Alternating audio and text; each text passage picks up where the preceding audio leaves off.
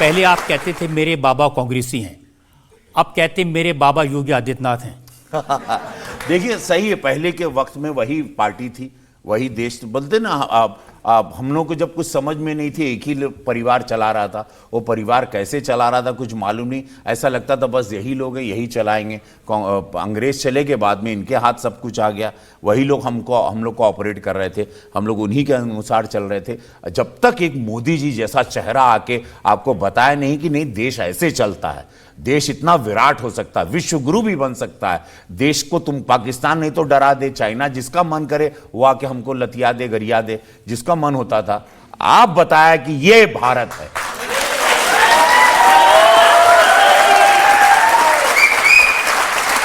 लेकिन देखिए योगी जी ने आपको गोरखपुर से लड़वाया। अब गोरखपुर तो वो सीट है जहां हमेशा कोई साधु संत लड़ते थे, सन्यासी लड़ते थे, 40 साल से वो लोग जीतते रहे। तो लोगों ने कहा नहीं कि ये कौन नाचने गाने वाला आ गया यहाँ लड़ने के लिए। देखिए हाँ, सब लोग हुआ। जब मैं इनिशियली गया तो गोरखपुर में सबको लगा कि ये महाराज जी क्या गलती कर रहे हैं, यहाँ पे तो मंदिर की सीट है, कहाँ से ये आ गए। और बाहरी का भी हम पर विरोधी ने तमका लगाया कि बाहरी है, पक्का ये रवि किशन हार जाएगा यहाँ से।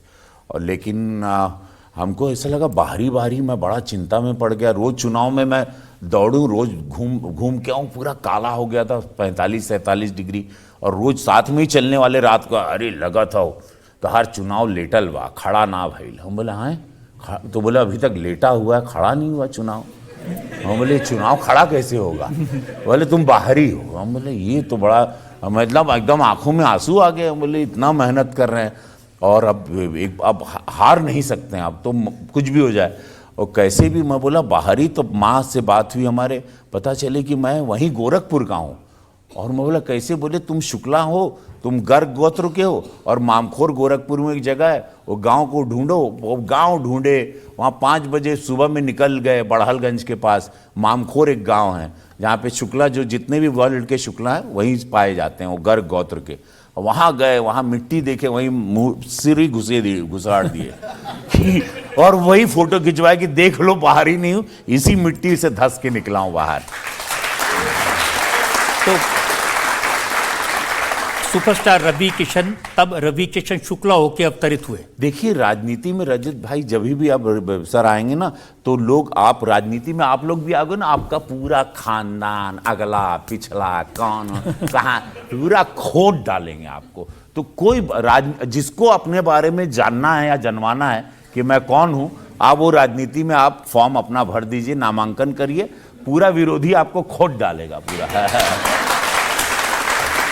लेकिन गोरखपुर के लोगों ने मुझे बताया कि आपने वहां स्पीच दी, कहा करोड़ों रुपए का खर्चा करके आपने शमशान घाट बनाया है, जलने में मजा आएगा। नहीं हो जाएगी, कोई कवाली नहीं, हो जाए। देखो हुआ क्या था, आज मैं सफाई दे दूं, बहुत विरोधियों ने मुझे ट्रोल भी किया था उसके लिए। हुआ ये था रजत सर कि मैं महाराज जी के साथ वहाँ स्मशान में गया। महाराज जी ने 62 करोड़ का बहुत सुंदर वहाँ स्मशान बनाया राप्ती नदी के पास, राजघाट। तो वहाँ पर महाराज जी हमको बोले, फिर मौका मिला सांसद के रूप में भाषण देने का। तो अब मुझे लगे स्मशान पे क्या भाषण दें, तो हम बड़ा मैं ब्लैंक हो गया। बोले नहीं बोलना तो पड़ेगा आपको। अब स्मशान पे मैं खड़ा हो गया वहाँ पे और देख रहा हूँ कि पब्लिक पूरी जमा है और वही सब हमको वोट दिए हैं, हम खड़े हैं ऐसे। और अब हम बोले कि महाराज जी बहुत खर्चा किए, आप लोग समझ रहे हो, और वही नदी है, तुम लोग भोरे भोरे सुबह सुबह क्या क्या करता है यहाँ आता है, हम लोग को सब पता है, लेकिन सुन लो यहाँ जिसकी मृत्यु होगी वो सीधे स्वर्ग जाएगा। और महाराज जी नया मशीन। तो देखिए वो बोलने का कारण ये था कि उस राप्ती माँ पर वो माँ को पूजा करते हैं, आप लोग वहाँ उसको गंदगी ना करें, आप लोग यहाँ ऐसा कोई काम ना करें। और महाराज जी सारी व्यवस्थाएं आपके लिए दे रहे हैं उसको आप। और चूंकि मैं देखिए हम लोग ब्राह्मण लोग, जैसे घर में पुजारी पिताजी रहे तो इसी भाषा में हम लोग बात करते हैं, मृत्यु जीवन की बातें बड़ी, जैसे कि भोजन पूड़ी खाना है, सब्जी खाना है, तो ऐसे मृत्यु की भी बातें होती। तो वो लैंग्वेज था जनता ने, लेकिन मुझे क्षमा। लेकिन आपने क्या कहा पूरी बात तो बताइए। अरे राम कि भैया देखा हो यहाँ एजा भोजपुरी में बोले, हाँ भोजपुरी में बोले। कि देखा हो, पहले बात तो प्रणाम महाराज जी 62 करोड़ खर्चा करके बहुत मेहनत करताड़न एजा रुआ लोग खातिर, और सजा देलन, पूरा उत्तर प्रदेश सजावताड़न, हर जिला सजावताड़न, दिन रात निस्वार्थ त्यागी बाड़न, जैसे हमारे मोदी जी बाड़न वैसे हमारे पूज्य योगी महाराज जी बाड़न। तो रुआ लोग एजा भोरे भोरे का करला वो सब हमके मालूम बा, लेकिन इतना यहाँ जे भी मरी वो सीधे स्वर्ग जाई। और नयका मशीन लिया ले वाड़न महाराज जी, वो फुकाए में टाइम ना लेगी, और 2 मिनट में हर हर महादेव।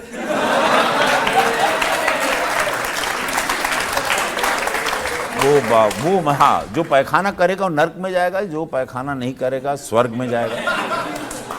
तो ऐसे मतलब समझ रहे हो, बात सफाई की थी, बात थी कि उस जगह की रक्षा। लेकिन आप जब बोल रहे थे तो मैंने देखा कि योगी जी हंस हंस के लोटपोट हो रहे थे, इतना हंसते हुए पहले कभी नहीं देखा उनको। महाराज जी को देखिए, महाराज जी को एक तो महाराज जी को भोजपुरी से बहुत प्रेम है, दूसरा ऐसी बातें मतलब मैं पॉलिटिकली नहीं बात कर सकता। रजत जी बहुत कलाकार हूँ, इसी तरह बात करता हूँ, देश मुझे प्यार इसीलिए करता है कि मैं इस तरह ही हूँ, और मैं कुछ बनावटी करने जाऊंगा तो देश मुझे प्यार नहीं लेकिन करेगा। अक्सर देखते हैं आप योगी जी के कान में कुछ ना कुछ फूक रहे होते हैं, क्या कहते हैं आप उनसे?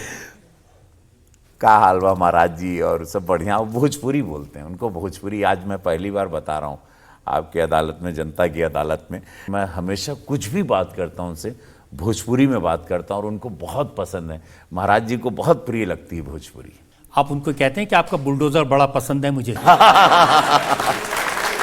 देखिए, मैंने इतनी शूटिंग की है, हर जिले में जाता रहा, बहुत भोजपुरी फिल्में बनाई मैंने। यहाँ पे लाशों के ढेर भी देखे मैंने, वही रामगढ़ झील में लाश बहते हुए भी देखी मैंने, हत्याएं होते हुए भी देखा है मैंने, गन शॉट भी देखे मैंने, वहाँ पे रंगदारी लेते हुए भी, लोगों को बंदूक लहराते हुए भी देखा था इस ज़माने में।